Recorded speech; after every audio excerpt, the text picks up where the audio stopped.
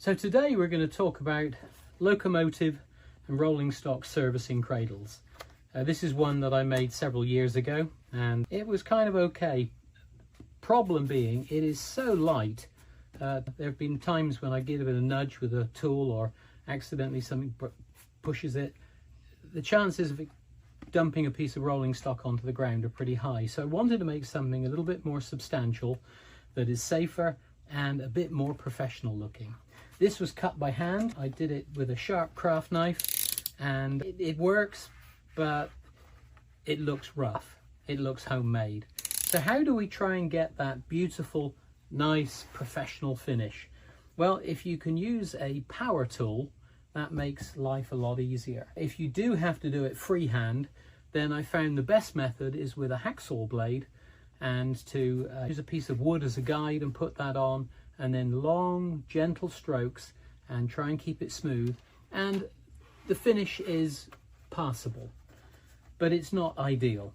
So how do we create something that is ideal?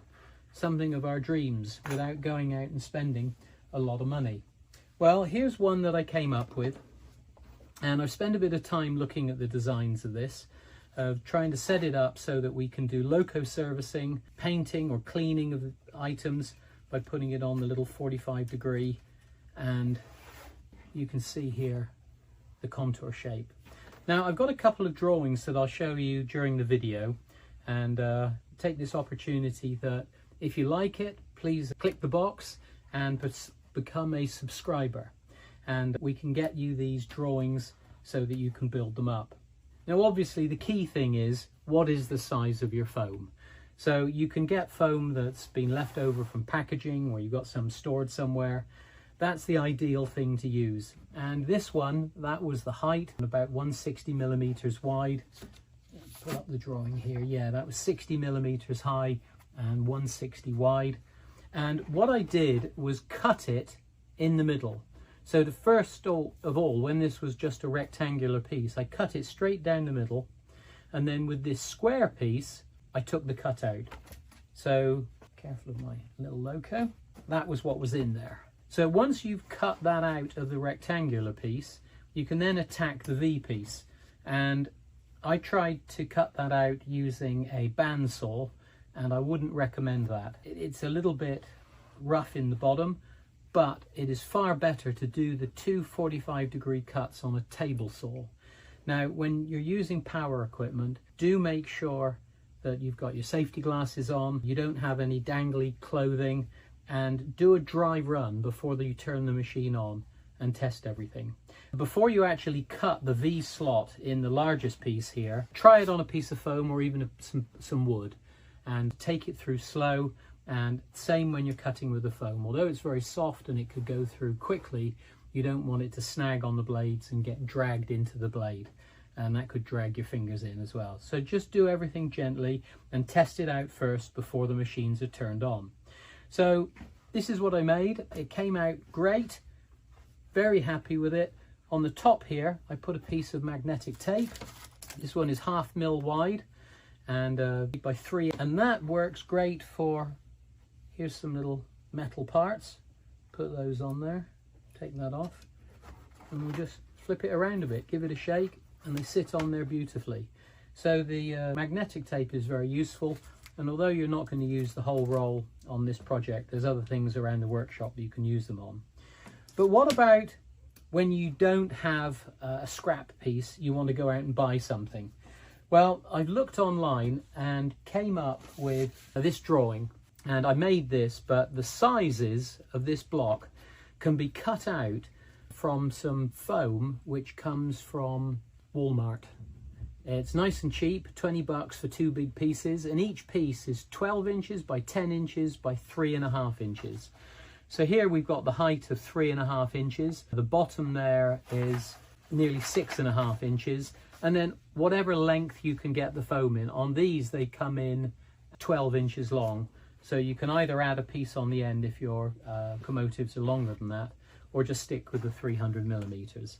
With these dimensions, millimeters is so much easier than inches. There's inches on there as well, but it just makes it easy when you're setting things up, certainly for me. You can tell by my accent, I didn't grow up on this side of the pond.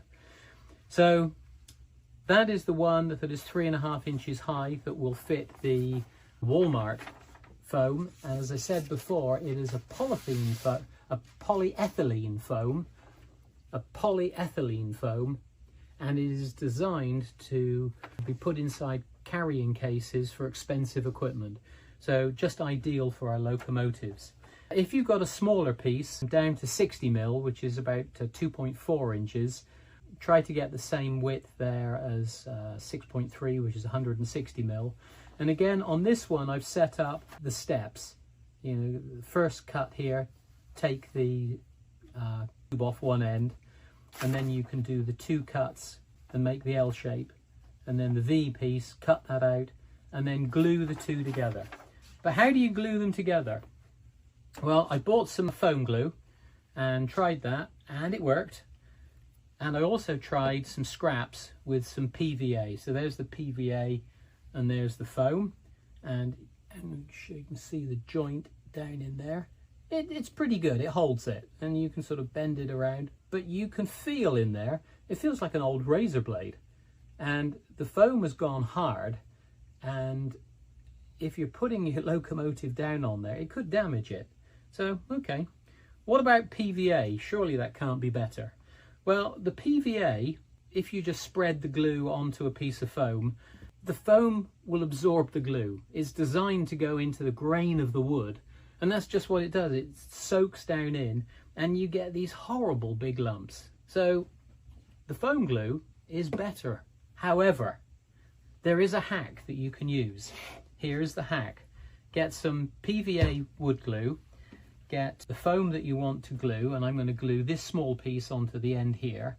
So we're going to put, I want about 0.5 millimeter to 1 millimeter of glue on there, and I'm going to use an old credit card, and I'm just going to spread that round. I need a little bit more glue on there. Try it again. Can't get the lid in. Okay, now that's looking better. So we don't want these big areas of lumped up glue, because what we're going to do is we're going to take that and put it in and push that down, and because the glue is of an even thickness, you get a pretty even piece of coverage. Get it down in there. So take that on there, push it on. Now the joint down there I did earlier, and it is holding beautifully, does a great job. So just set that up, maybe put a little bit of weight on it for 20 minutes just to hold it down. You don't want to put so much weight that it distorts the foam. And then let the plastic dry. This is a piece of ultra high molecular weight polyethylene, and I use this at work, and it's the scrap piece. But any piece of plastic that's shiny, PVA wooden glue doesn't have solvents in there that are going to melt the plastic. So you can just put that on there, and when you're finished, you scrape that off, and then when it's dry, you can peel that off as a little film. There you go. It's all. So hopefully that shows you how to go from here all the way to here without spending a lot of money. So try it.